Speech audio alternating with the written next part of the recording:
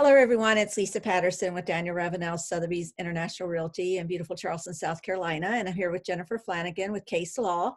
And today we're going to talk about new home construction and purchasing on a new home site. And a lot of people don't realize that when you go onto a new home site, you just have no representation at all. And I advise my clients, do not go on a new home construction site without taking an agent with you. The contracts are totally different. They offer lots of things saying they're saving you money, but really everything is just geared toward the builder, and you don't have any representation. They'll tell you to, use their closing attorney, use their lender, you save money, but you really don't. So Jennifer, let's talk a little bit about why it's so different and why they need representation. Yeah, thanks, Lisa. So that's the very first thing I think buyers need to understand is don't even go to a home site without an agent. And I know a lot of buyers on a Saturday, they'll get in their car and they'll drive around looking at homes. They obviously won't have their realtor with them. They'll just be, looking for themselves. They'll see a new neighborhood being put up. They'll see the sales office. They'll say, "Oh, let's just run in and talk to them." Really don't do it. It's a bad idea. Lisa's exactly right. Those are sales reps for the builder. They do not represent you in any capacity, and they're salesmen. They want to make the sale, and so a lot of times they'll say things that are not later enforced, just to get you kind of in the door. And two things really about that I think buyers need to understand. Number one. In real estate, we have this statute that governs our field called the statute of frauds. And that means that anything relating to the sale of real estate has to be in writing to be enforceable. And so these statements that sales reps make to buyers when they go into their little office are not enforceable. They are absolutely not enforceable. They are oral statements that will not be enforceable. And not in those contracts. Another thing that I wanted to add, Jennifer, a lot of people do not realize, sometimes there's a brokerage perhaps that represents some of these home sites. Mm-hmm. And what people do not realize, the agents on those sites, I would say 99.9% of the time, as you said, they're working for the builder.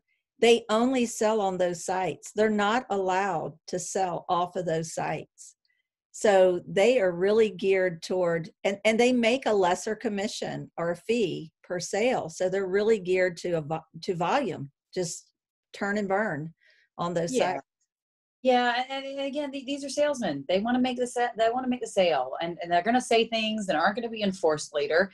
And buyers need to remember that the second thing that I want to point out about walking into these sites without an agent is that the builder, first of all, sellers pay commission. So if the buyer has an agent, they're not going to be paying for that agent. The builder will pay the commission for that agent. And the builders already have a sales price for their lots. They have the price. They know what they have to sell these lots for to pay off their loans and to cover their costs and their overhead. They know what it does not matter if the buyer has an agent or does not have an agent. The buyer's not going to save money on the sales price, regardless of whether they have an agent. Those base prices are set well before the buyer ever walks into that sales office. And so, of course, the builder doesn't want the buyer to have an agent because they want to save that money on their end. But the buyer, if they had an agent, they would have someone looking out for their interests because no one in that office does. And number two, they will not pay for it. The seller or the builder will pay for it. And so it's really important for buyers really from the outset to understand that they really shouldn't go into those offices without an agent because they're going to get heads are going to get filled with a lot of statements and a lot of promises that aren't going to be enforceable. And again, they're trying to rope them in. They're trying to get them in there. And then, a lot of times the buyers leave and they think to themselves, "Oh, well, I don't need an agent. I got this sales rep looking out for me." They are not. They are looking out for the builder, bottom line, every single time. And so buyers, when you have a builder, when you work with a builder, for those reasons up front, you need to have an agent. Now, through the process, you need to have an agent because, as Lisa mentioned, those contracts, builder contracts, are completely different than our normal residential sales contract. At least I know you've seen a bunch of those. And I And know how a lot different. of people think that when they go on those sites, well, that contract's that contract, and that, you know, they'll basically tell them that's what the contract is. I've sold a lot on new home construction sites, and I have been able to ask for things and change things in those contracts and use, you know, their own closing attorney, their own lender. And sometimes they offer, you know, $500 discount if you use this or use that, or, you know, $2,000 toward closing cost. I've literally explained to my clients sometime that might sound good, but in the end, without having your own representation all the way around, you know, sometimes you can save money other ways. And if you use your own lender, you may be getting a better rate or a better deal. And especially using your own closing attorney to look out for things in that contract. Yeah. And so what I like to do is I tell all of everybody I work with, all the agents I work with, and any buyers I can talk with, if you are working with a builder in new construction, before you even sign the contract, just send me a copy of it. I'll be happy to take a look at it and point out to you the terms, because they're oftentimes, you know, many pages long. You know, our contract's 9 pages. Builder contracts are oftentimes, you know, 4 times that, 5 Yeah. times that. They're very long. Their font is about the size of, you know, a gnat. I mean, they're so small, you need a math class to read it. And it's just a lot Reason of for stuff. that. That's right. Yeah, there's a reason for that. That's right. And again, if you don't have your own agent, and you don't have your own closing attorney, no one's going to tell you this stuff. They're going to sit there and point out to you all the drawbacks of buying in their development. You know, of course not. Again, they're salespeople. And so you need your own agent who can recommend a closing attorney who can take a look at that contract and review it and point out things. And some of the things you may not care about, but some of the things you may care about. And again, as Lisa said, you know, it depends on the builder and depends on the situation, but very often the agent, it's almost always the agent who talks to the agent on the other side, or talks to the sales rep, talks to the builder, about negotiating some of the terms out of the contract, removing some of the terms out of the contract. And the agent is oftentimes successful with that. If you have an experienced agent like Lisa, who's done this before, and sometimes you're not, right? I mean, some builders, you know, Some stick to their guns. Usually you can negotiate some things. One of the biggest, a couple myths that people think on going to a new home construction site. Number one, they think, oh, it's a new construction. I don't need to get an inspection. I have discovered a lot of times some of the new home construction and some of the newer homes have more issues than pre-existing built homes. You know, it is what it is. These builders, they sub everything out. And, you know, I've actually seen structural issues with some homes, new home construction. And so that you need representation to walk through that. And then the other big one is people, oh, it's a new home construction. I don't need title insurance. Well, yes, you do. So you want to explain about that?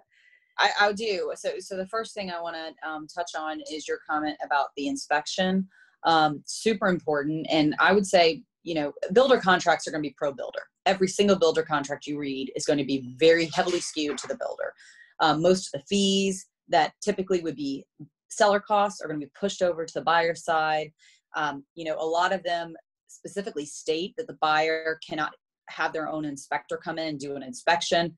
The settlement date is hardlined from the builder. They have oftentimes years from the proposed settlement date to actually close on it. I mean, there's lots of provisions in there that are very, very heavily skewed to the builder. So again, you want somebody to understand these provisions. And as to your point of the inspection, you know, a lot of contracts say that buyers can't have their own inspection. They'll get somebody in there, they can do a final walkthrough, whatever. But that is, I've seen, very negotiable. I've seen, you know, most of the time when an agent brings that up to the builder, they will allow, they'll mark that out, and they'll allow a provision in there that allows the buyer to bring their own inspector in there. More times than not, that's allowed. And that's really important to have your own inspector, because Lisa, you're right. I mean, a lot of these new construction you just don't know. I mean, they sub it out. You don't know the kind of work that's being done. And you need to know what you're getting into. And so it is really important for you to have your own inspection. And again, if you didn't have your own agent, that's not going to, you will have no idea. That will not even cross your mind, in all likelihood. And so you need an agent who's going to stand up, for you and make those changes, make those suggestions. So that's the first thing, is that I think getting your own inspector in there and not relying on the contractor, the builder to do their inspection is really important. The second thing is title insurance. So I know we've touched on it in the past, going over the contract and everything, but title insurance is something that buyers purchase one time when they buy property. There's two types. There's owner's title insurance to protect the owner, and there's lender's title insurance to protect the lender. So owners buy it once when they buy property, and it protects the owner for life on that property. So even after they sell it, their policy is still valid forever for their lifetime. Lender's title insurance is valid for that specific loan. So, if you bought a house and you bought it with Bank of America, and then you go and refinance it with Bank of America, you're going to have two separate loan policies, lender's policies. You'll have to buy a loan policy every single time you get a new loan on the property, even if you use the same lender. So that's separate, but the owner's policy is what protects you as the owner. And it is not required. Lender's title insurance is required, because the lender's going to make sure their interests are protected. It's always paid by the buyer. And the owner's title insurance, even though it's optional, I always advise everyone to get it. And especially with new construction. And it's so funny how many times I've gotten comments, saying, oh, it's a new house. Why do I need title insurance? Yeah. Well, land's been there for a long time around these parts, and it could have switched hands many, many times. So obviously that's the first reason. It's land. This isn't homeowner's insurance. This is title. This is the title of the property. Which is recorded in the land records. And so that's what you're protecting yourself against. We're not worried about the building. It's really the title of the property. So in general, you want to get it. It doesn't matter if it's new construction. But the other two reasons you really want to get it, one are mechanics liens. So, the way mechanics liens work in every state, I believe, but certainly South Carolina, is that the person filing the mechanics lien, the subcontractor, the contractor, the worker, has 60 days to file it past beyond the last day of the month of the work, of the month that the work was done. So let's say today's June 3rd. You're buying the house tomorrow. You close on your house tomorrow. I would have until end of August to file a mechanics lien. Well, you've been the owner for 2 months at that point. You would have no idea, and it would get attached to this property that I did the work on, and it would be your problem as the owner of the property to deal with that. And title insurance covers that and protect you against that. And the other third reason, is specifically for builders, is the type of title that's conveyed at closing. So I don't want to go too far into this. I feel like this could be its own webinar, but typically in the standard contract, title is conveyed by general warranty deed. And basically what that means is the sellers are telling you as the owner, as the buyer, that they're going to warrant the property, the title of the property. Again, we're not talking about construction or the actual building, but just the title of the property. They will warrant the title of the property through recorded history, that it's clear, it's clean, and they're giving you a general warranty deed. That goes back through recorded history. So it goes from them and then beyond them as well. They're taking on that responsibility. For builder contracts, every single time, everyone I've ever seen, conveys only by limited or special warranty. And this means that they are giving a warranty only for the period of time that they own the property, which may only be a few months, right? That's it. They're not giving you any kind of warranty for anyone who owned the property before them, which really means in the two different scenarios, what that means is, let's say a title issue comes up and it's from a prior owner. In a general warranty deed scenario, you can go back and sue the person who sold you the house, who has a much closer nexus to you, right? They just sold it to you. You can sue them, and then they would need to, sue someone prior to them because they gave you a general warranty deed. For the builder deeds, you would have to go back and find the issue before they took ownership, which oftentimes is a lot harder because it's not a closer nexus. And the deal with title insurance is if you get title insurance, you don't deal with any of it. You don't sue anybody. You contact your title insurance company. They take care of it. Yeah, and you're covered. And you're covered and you don't have to worry about it. And so that's why title insurance is important. Really, it's for the legal fees, for covering you in the event that a title issue comes up and a lawsuit has to be filed. For special warranty deeds, it's a lot harder because you have to go back in the chain of title versus just suing the person who sold it to you. And I've known people, it's not people that I represented, but I have known people in the past that have had mechanics liens come up on their house, months after they bought it. And it went back to where builders and contractors didn't pay subcontractors. Mm-hmm. And it has been a nightmare for them to try to get resolved because they did not have title insurance. It is. It really is. And it's just, you look at the cost of title insurance versus the cost of what it would take to clear something like that. And it's not comparable. No. So I think in that case, especially with builders, title insurance is important. It's the opposite of what a lot of people think. But especially with builders, title insurance is really, really important. The only other thing I wanted to add about having representation on a new home construction site is, having an agent that is working for you to find out, what else is going in there. Some of these subdivisions, they come in, they have a bunch of different builders. They start out small, then they're going to expand.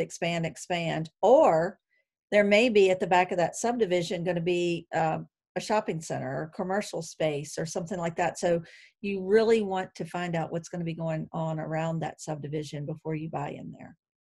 Oh yeah, absolutely. And, again, you're not going to hear that from the builder. They're not going to tell you anything negative. They're not going to bring you anything negative or any drawbacks about this purchase. They're going to be all rainbows and unicorns. It is so important. And I've seen it time and time again that buyers get burned if they don't have an agent. I've seen it over and over and over again. And a lot of it really is because they don't understand the very beginning steps about what they're entering into a contract to purchase. They don't understand that, things can change and materials can change. A lot of times the contract will provide that the lot can change, the dimensions can change.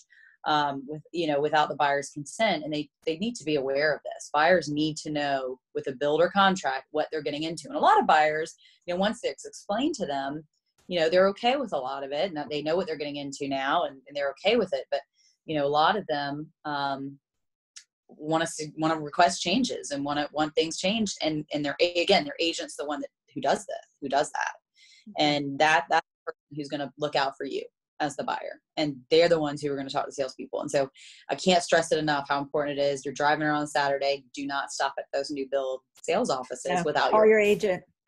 Call your agent. Schedule an appointment. Yeah. I tell you another thing I have done that works as well too. I've had clients call me and it's like, we were driving around, we really want to check out this subdivision, and I may be with another client or whatever. I have actually called the site, told the agent on duty, sent them an email and say, this is my client, they're coming in, and then I'll schedule another appointment to come back with them. And that normally works too. They put it down. They're pretty good about doing that. So that kind of helps on the upfront if they're riding around and really want to go right now. So something to keep in mind. No, that's true. And then another thing I just wanted to let buyers know too, that maybe you've purchased before, non-new construction. A huge contract is that with non-new construction, at least in South Carolina, the financing contingency runs until closing. So you do have that safety net up until closing, which particularly in these times is very helpful for the buyer. The standard language in builder contracts is that it is a hard date before closing that it expires. And so that contingency with most standard builder contracts is that contingency is going to expire. And at that point, the buyer does not have a way out of the contract if the financing falls through. Yeah, that's important. So that's aware of, and something that you need to maybe speak with your agent about, see if you can extend that contingency to closing. which would protect the buyer a lot better. And the other thing that I want to point out that you mentioned is that a lot of times the builder will give concessions, closing cost credits for buyers who use their attorney and their lender. But something that buyers need to understand, and again, this is why I always like to look over the contract, because honestly, sometimes I'll look over the contract and I tell the buyer, yeah, this is a great concession. It's more of a discount than I can give. And with their other fees, it appears that you're going to get a better deal going with their people. So if you're okay with it, you've talked to their lender, I think it's okay. And so I do give honest advice when I look at those contracts. But a lot of times what happens is they give this huge concession. We'll give you $10,000 off if you use our people. And oftentimes their lender has a lot of hidden fees. So that's the one I would really, really check out, because a lot of times their lenders have very high origination costs or very high processing fees or underwriting fees that you wouldn't even find with other lenders. So that's the big thing to check with their lender, and try to get a loan estimate and find out what their fees are going to be. But the second thing is that a lot of times they'll offer this huge concession, like $10,000, and the buyer doesn't qualify for it because the lender is not going to allow a credit more than their closing costs. So if the closing costs are low, they're not getting anywhere close to a $10,000 credit. And that's, when they have to cut back, the seller credit's the first thing to go. And so a lot of times, it looks all, again, rainbows and unicorns up front, but when you get to the actual closing, you're not getting anywhere close to the credit that they said you were going to get. So again, I think that's something that you need to be aware of. Yeah, usually it's just better off to get your own lender and your own closing attorney, I've found. Yeah, and I do. And again, I'm always happy free of charge to look over a contract. And there have been times that I'll look at it and say, hey, this is a good deal. And I think that, and I do like to look at the contract along with like a closing estimate or something, so I can see what their costs will actually are estimated to be, to see how much of that credit they'll actually get. But sometimes I do say, yeah, this is a good deal, go for it. But above all else, have your own agent. I think that's the most important thing. And then on top of that, I think check with the lender, and then the closing attorney is also, they're all going to be on your side. Versus if you go with the builder, they work for the builder. I mean, loosely speaking, they have agreements, they have joint ventures with the builder. So their interest at the end of the day is to keep the builder happy, because they're going to continue to work together. They will not work. It's a volume deal, pretty much all the time.